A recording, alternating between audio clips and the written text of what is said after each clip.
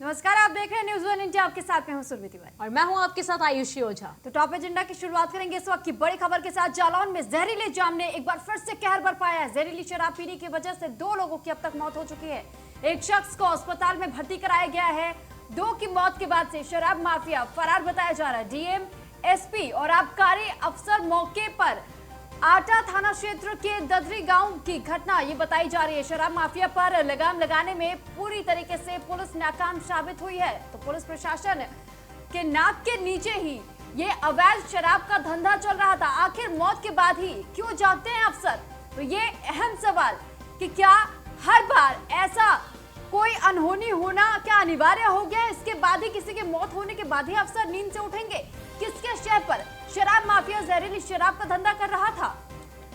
तो जिस तरीके से पुलिस प्रशासन के नाक के नीचे इतने लंबे समय से ये काला धंधा चल रहा था शराब माफियाओं का, और अब ये कहा जा रहा है कि 2 की मौत के बाद से शराब माफिया फरार बताए जा रहे हैं। तो आखिर किसके मिलीभगत की वजह से शराब माफिया इतने धड़ल्ले से अपना कारोबार पसारते चले जा रहे थे? और ऐसे में अब जो जहरीली शराब ने अपना कहर बरपाना शुरू किया है, जिसके बाद से 2 लोगों की मौत हो गई है, तो ऐसे में इसकी जवाबदेही कौन करेगा?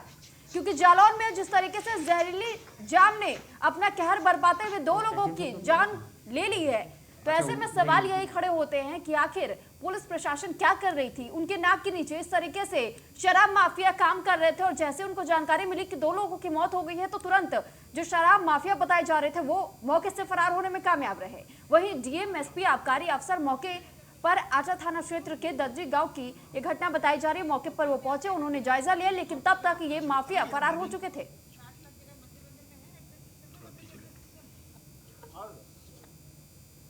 देखिए, संज्ञान में आया है कि यहाँ पर कुछ लोगों ने अत्यधिक शराब पी है। 4 लोगों ने बैठकर पार्टी की थी, जिसमें से 2 लोगों की 1 लोगों का देहांत हो गया है, जिसका अंतिम संस्कार किया जा चुका है, और 1 लोगों को पोस्टमार्टम के लिए भेजा गया है। जो तीसरा व्यक्ति है उसको थोड़ी सी तबीयत खराब लग रही थी, उसको हॉस्पिटल में एडमिट कराया गया है, अभी वो ठीक है। और चौथे व्यक्ति को इतने ज़्यादा सिम्टम्स कोई दिखे नहीं हैं, तो अभी हम इसकी जांच करा रहे हैं। पोस्टमार्टम की रिपोर्ट आने के बाद ही कोई फाइनल निर्णय हो पाएगा और हम तभी कुछ कह पाएंगे। इस संबंध में हम बहुत सख्त कार्रवाई करेंगे जो भी दोषी व्यक्ति होगा, और एहतियात के तौर पर हमने आसपास लोगों को बोला है यदि किसी को कोई भी दिक्कत होती है हमें तुरंत अवगत कराएं, हम हॉस्पिटल में उसको भेजेंगे। तो एसडीएम साहब तो अभी आए कहाँ? आ गए थे। अच्छा, वो तो एक शख्स को अस्पताल में इलाज के लिए भर्ती कराया गया। 2 लोगों की मौके पर ही मौत हुई है शराब पीने की वजह से। कहा जा रहा है कि मौत होने के बाद से जो शराब माफिया बताए जा रहे थे वो फरार हो चुके हैं। आटा थाना क्षेत्र के ददरी गांव की पूरी घटना बताई जा रही है, जहां पर शराब माफियाओं का कहर देखने को मिला। और इस पर अधिक जानकारी के लिए मुबीन खान संवाददाता हमारे साथ लाइव जुड़ चुके हैं। मुबीन, आपसे जानकारी चाहेंगे कि ये जालौन की जो खबर बताई जा रही है इसमें 2 लोगों की अब तक मौत हुई है, लेकिन शराब माफिया पहले ही फरार हो चुके। क्या उन्हें इस बात की भनक लग चुकी थी कि 2 लोगों की अगर मौत हुई है तो उनका जो कारोबार इतने लंबे समय से चल रहा था वहां पर छापेमारी की जा सकती है पुलिस की तरफ से? जी, मैं आपको बता दूं, पूरा मामला आटा थाना क्षेत्र के का है, जहां पे कुछ लोग पार्टी के दौरान पर शराब पी रहे थे। 3 लोगों की अचानक हालत हो गई, जिसमें 2 लोगों की मौत हो गई, और जिसके बाद डीएम, एसपी गांव के ददरी गांव मौके पर पहुंचे, जहां पर शराब माफियाओं को जाने का खबर मिल गई, जिसमें वो लापता हो गए। पुलिस और डीएम प्रियंका निरंजन और पुलिस अधीक्षक जगदीश सिंह ने साफ तौर पर वहां पे छापेमारी की है। गाँव में पुलिस छावनी बनाई गई है, जिसको देखते हुए आपका जो शराब माफिया था वो मौके से फरार हो गया। लेकिन मुबीन, सवाल ये उठता है कि जिस तरीके से ये इतने लंबे समय से अगर शराब माफिया यहाँ पर सक्रिय थे और इस तरीके से वो शराब बेच भी रहे थे, ये काम चल रहा था, लेकिन अचानक से वो फरार हो जाते, तो ऐसे में आखिर किसकी सह उन्हें मिल रही थी जिस वजह से इस काम को धड़ल्ले से कर रहे थे?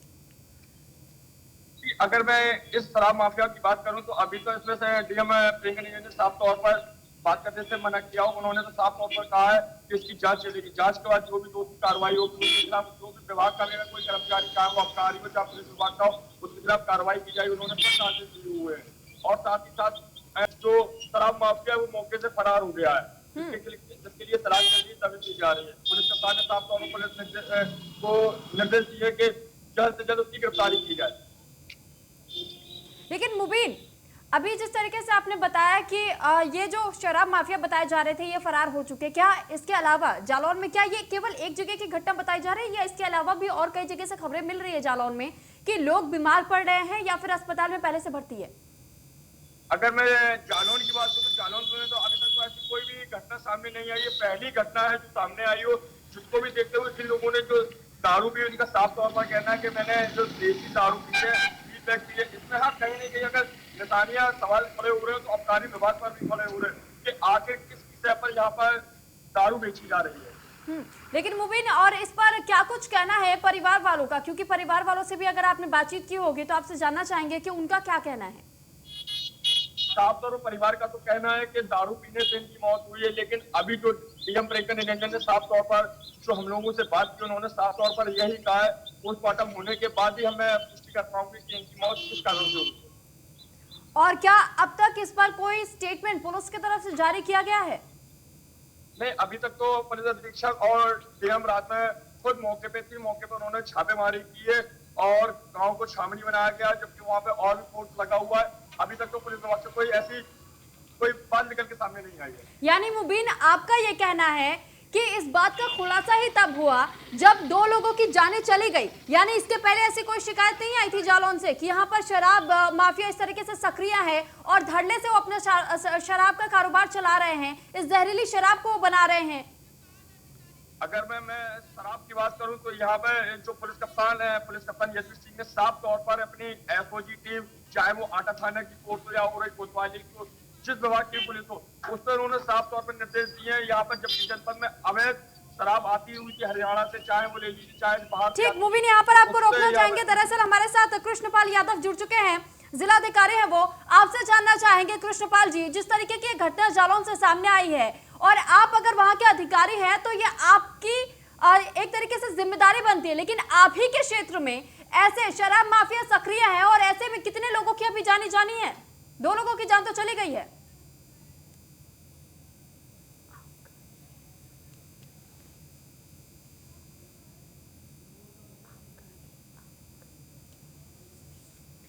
कृष्णपाल यादव जी, आबकारी विभाग को आप देखते हैं तो आपसे ही जानना चाह रहे हैं हम कि जिस तरीके की घटना जालौन से सामने आई है, आखिर किस तरीके से आप लोग काम करते हैं कि ऐसे जाने चली जाती है, उसके बाद से पुलिस प्रशासन की नींद खुलती है, आप लोगों की नींद खुलती है?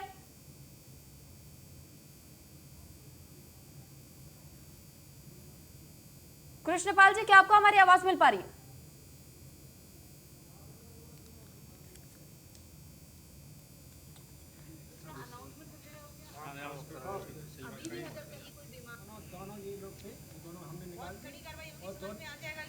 ये थोड़ा तो अभी अरे यार मूविंग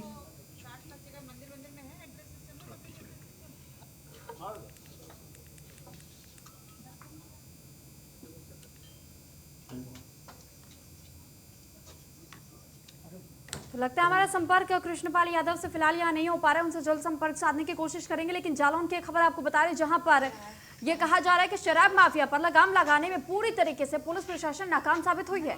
और यहाँ पर आखिर मौत के बाद ही क्यों जागते हैं अफसर, ये सवाल यहाँ पर खड़ा होता है कि क्यों हर बार ऐसा देखा जाता है जब भी जहरीली शराब की खबर कोई होती है, जब तक 2-4 लोगों की जानें नहीं जाती है तब तक पुलिस प्रशासन इसी तरीके से कुंभकर्णीय नींद सोई होती है। लेकिन सवाल ये कि आखिर इतने बेधड़क अंदाज में ये शराब माफिया कैसे सक्रिय रहते हैं और इतने लंबे समय से वो अपना काला कारोबार इसी तरीके से चलाते रहते हैं, लेकिन पुलिस प्रशासन कहीं नजर नहीं आती। जब कुछ लोगों की जाने जाती है, कुछ लोग हॉस्पिटल में एडमिट हो जाते हैं, तब पुलिस प्रशासन को इस बात की भनक लगती है, वो छापेमारी करती है। तो ये सवाल ये कि क्या इन्हीं की मिलीभगत की वजह से इस तरीके से शराब माफिया हर क्षेत्र में सक्रिय नजर आते हैं?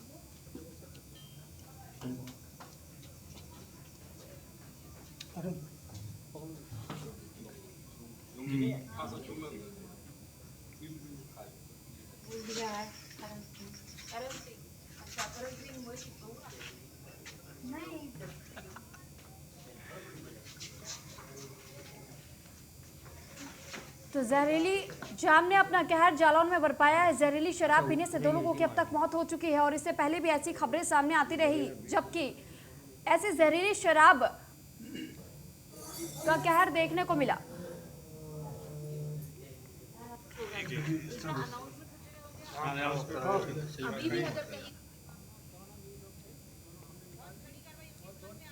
एक थोड़ा तो अभी यहाँ से अरे यार मूविंग। अगली खबर का रुख करेंगे। खबर है औरैया से, जहां पर कानून व्यवस्था पर सवाल उठ रहे हैं। महिला एसपी के राज में महिला की निर्वस्त करके पिटाई की गई है। लोगों ने महिला और उसके साथी को निर्वस्त करके पीटा है। पिटाई का वीडियो वायरल होने पर पुलिस महकमे में हड़कंप मच गया। सदर कोतवाली क्षेत्र के श्रीराम कॉलोनी की घटना है। एसपी अपर्णा गौतम के राज में क्या ये हो रहा है, तो बता दें कि एक एसपी अपर्णा गौतम के राज में ही ऐसा हो रहा है कि वो कानून व्यवस्था नहीं संभाल पा रही हैं। ये तस्वीरें आप साफ तौर पर देख सकते हैं, जहां पर एक महिला को निर्वस्त करके उसकी पिटाई की जा रही है, जिसके बाद जब वीडियो उसका वायरल हो जाता है तब पुलिस महकमे में हड़कंप मच जाती है और तब पुलिस होश में आती है। उसके पहले तक वो सोई रहती है, उसके पहले तक कोई भी कार्रवाई नहीं की जाती है। जब वीडियो सामने आता है तब उन्हें होश आता है और तब कार्रवाई की जाती है। कानून व्यवस्था पर ये बड़े सवाल उठ रहे हैं जब एक महिला एसपी के राज में महिला ही सुरक्षित नहीं है। खावतू कॉलोनी औरैया कोतवाली थाना अंतर्गत है, जो दिव्यापुर रोड पर स्थित है। वहाँ पर एक महिला के साथ कुछ महिलाओं और उनके परिजनों द्वारा मारपीट कारिश की गई है और इस घटना में जो भी संलिप्त हैं कुछ लोगों को हिरासत में लिया गया है। पूछताछ कर और तथ्यों की जानकारी की जा रही है। अभियोग पंजीकृत और प्रभावी कार्रवाई सुनिश्चित की जाएगी। खावतू कॉलोनी औरैया कोतवाली थाना अंतर्गत है, जो दिव्यापुर रोड पर स्थित है। वहाँ पर एक महिला के साथ कुछ महिलाओं और उनके परिजनों द्वारा मारपीट कारिश की गई है और इस घटना में जो भी संलिप्त हैं कुछ लोगों को हिरासत में लिया गया है। पूछताछ कर और तथ्यों की जानकारी की जा रही है। अभियोग पंजीकृत और प्रभावी कार्रवाई सुनिश्चित की जाएगी। खावतू कॉलोनी औरैया कोतवाली थाना अंतर्गत है, जो दिव्यापुर रोड पर स्थित है। वहाँ पर तो हमारे साथ एसपी अपर्णा गौतम जुड़ चुकी हैं। अपर्णा जी, आपसे सवाल कि आपके राज में ही महिला सुरक्षित नहीं है, कैसे पुलिस कार्रवाई कर रही है? देखिए, इसमें महिलाओं के बीच में आपस में महिलाओं में विवाद हुआ था और विवाद होने के बाद उनके बीच में मारपीट हुई। मारपीट का संज्ञान लेते हुए तत्काल इसमें कार्रवाई करते हुए अभियोग पंजीकृत किया और जो भी दोषी हैं उनको हिरासत में लेकर आवश्यक कार्रवाई जो है इसमें की जा रही है। अपर्णा जी, और लेकिन महिला जब को भी बता दिया गया है कि उनको और कोई भी समस्या हो तो वो हमको बता सकती हैं और उनको पूर्ण सहयोग का आश्वासन हमारी तरफ से दिया गया है। अपर्णा जी, लेकिन जो वारदात हमारे सामने आई है उसमें महिला को निर्वस्त करके उसकी पिटाई की जाती है और उसके पहले तक, जब तक उसका वीडियो वायरल नहीं हो जाता है तब तक पुलिस महकमे नहीं जागता है। लेकिन वीडियो वायरल होने के बाद ही पुलिस महकमे में क्यों हड़कंप मच जाता है और वो होश में आती है? उसके पहले तक कार्रवाई क्यों नहीं की जाती है? जैसे ही संज्ञान में लाया गया, महिला द्वारा बताया गया, तत्काल मौके पर पुलिस पहुंची है और तत्काल कार्रवाई उसमें की गई है। अपर्णा जी, बहुत बहुत शुक्रिया हमारे साथ जुड़ने के लिए और हमसे बातचीत करने के लिए। और अब हमारे संवाददाता मंजुल पांडे हमारे साथ जुड़ चुके हैं। मंजुल, आपसे जानकारी चाहेंगे कि आखिर किस वक्त की ये घटना बताई जा रही है और अब तक पुलिस प्रशासन की तरफ से क्या कुछ कार्रवाई की गई है? जी, बताना चाहेंगे कि जैसे ही वीडियो वायरल होता है तो पुलिस अधीक्षक ने तत्काल कार्रवाई की और संबंधित को निर्देश दिए और तत्काल ही मुकदमा भी पंजीकृत कर लिया गया। लेकिन अब तक इस मामले में जो परिजन है, जो लड़की के परिजन बताए जा रहे हैं, क्या उनकी कोई मांग पुलिस से ऐसी कुछ खास मांग है?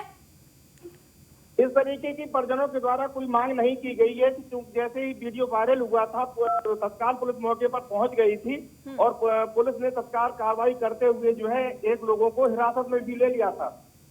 चलिए ठीक, बहुत शुक्रिया मंजुला आपका तमाम जानकारी हम तक पहुंचाने के लिए। तो पिटाई का ये वीडियो वायरल होने के बाद से पुलिस महकमे में हड़कंप का माहौल देखने को मिल रहा है। सदर कोतवाली क्षेत्र के काशीराम कॉलोनी की घटना बताई जा रही है।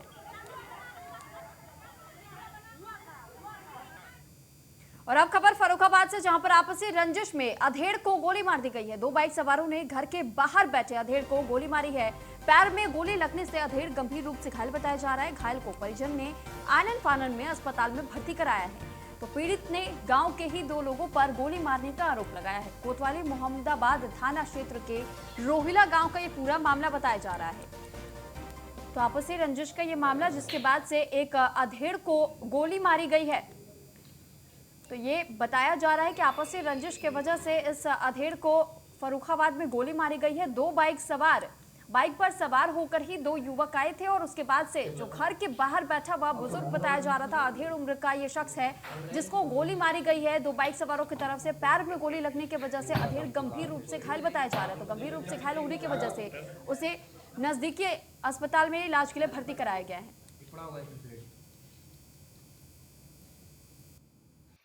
गोपाल यादव हैं, ये मोहम्मदाबाद क्षेत्र का मामला। ये मोहम्मदाबाद CSC से रेफर आए थे और स्थिति उनकी सही है, भर्ती हैं और आज उनका एक्सरे होगा तो पता चलेगा गोली है कि नहीं है। गोपाल यादव हैं, ये मोहम्मदाबाद क्षेत्र का मामला। ये मोहम्मदाबाद CSC से रेफर आए थे और स्थिति उनकी सही है, भर्ती हैं और आज उनका एक्सरे होगा तो पता चलेगा गोली है कि नहीं। मैं अपन दरवाजे तखत बैठे कुल्ला कर रहा था, मंजन कर रहा था। हम तो बुजुर्ग था, छोटा बच्चा है 12 साल का 14 साल का, और स्कूटी से दो लोग आए। उनको पहचाना हमने, केश कुमार बिक्कू सत्यपाल। दो लोग थे, गांव के ही है जी। फिर क्या आगे क्या हुआ? हम गोली मार चले गए, क्या हुआ? अच्छा, आप बैठे थे तखत पर, मंजन कर रहा था भाई साहब, मंजन कर रहा था उसी समय बोला। पुलिस को सूचना दे दी गई आपको? मैंने अपने मोबाइल फ़ोन किया, अपने फ़ोन से। मैं अपन दरवाजे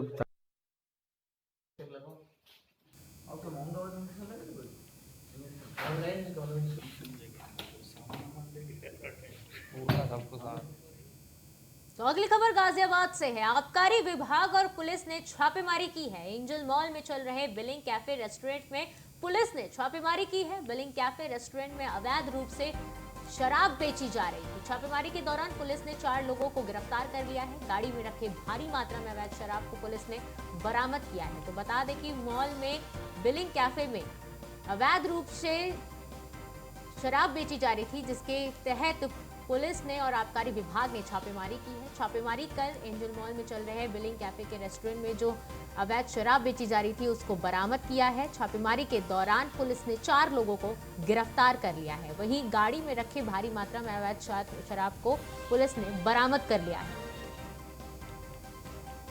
तो गाजियाबाद की खबर हम आपको बता रहे हैं, जहां पर बिलिंग कैफे रेस्टोरेंट में पुलिस ने छापेमारी की है।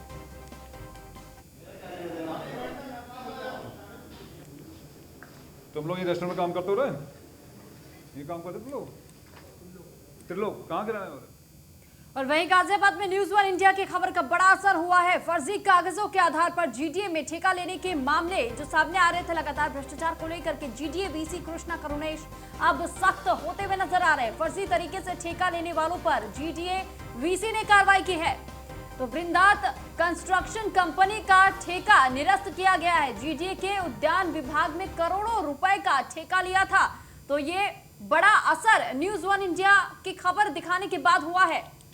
तो न्यूज़ 1 इंडिया की खबर का असर देखने को मिला है। जीडीए के उद्यान विभाग की तरफ से जिस तरीके का ये एक्शन लिया गया, जीडीए के उद्यान विभाग में करोड़ों रुपए का ठेका लिया था। बुलंदशहर नगर पालिका का फर्जी अनुभव प्रमाण पत्र लगाकर ये ठेका लिया गया था। वीसी ने कंपनी के खिलाफ मुकदमा दर्ज करने के आदेश दिए हैं। तो ये वो तस्वीर कंपनी की जिस पर अब जिसको निरस्त किया जा रहा है, जो एक ठेका दिया गया था उस ठेके को निरस्त कर दिया गया है। तो न्यूज़ 1 इंडिया की खबर का बड़ा असर हुआ है। फर्जी कागजों के आधार पर जीडीए में ठेका लेने का मामला सामने आया था। भ्रष्टाचार को लेकर के जीडीए वीसी कृष्णा करुणेश सख्त होते हुए नजर आ रहे हैं। फर्जी तरीके से ठेका लेने वालों पर जीडीए वीसी ने कार्रवाई की है और ऐसे में वृंदात कंस्ट्रक्शन कंपनी का ठेका निरस्त कर दिया गया है। तो ये वही कंपनी आपको लगातार दिखा रहे हैं कि किस तरीके से यहाँ पर ये कहा जा रहा है कि वृंदात कंस्ट्रक्शन जो कंपनी थी उसके ठेके को निरस्त कर दिया गया है।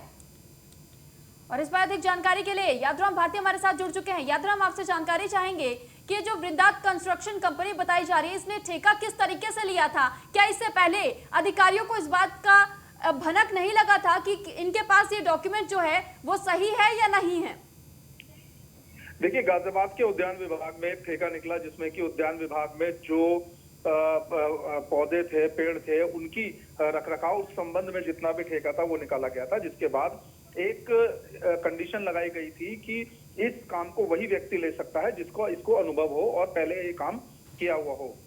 लेकिन जो वरदांत कंस्ट्रक्शन कंपनी थी उसको उद्यान संबंधित कोई अनुभव नहीं था, लिहाजा उनको ये ठेका नहीं मिल सकता था। ऐसे में उन्होंने मुराद जो बुलंदशहर नगर पालिका है वहां का अनुभव पत्र फर्जी तरीके से बनाया और उस अनुभव पत्र को लगाकर यहाँ पर जो ठेका है वो ले लिया, जिसमें ठीक है, बहुत शुक्रिया आपका तमाम जानकारी हम तक पहुंचाने के लिए।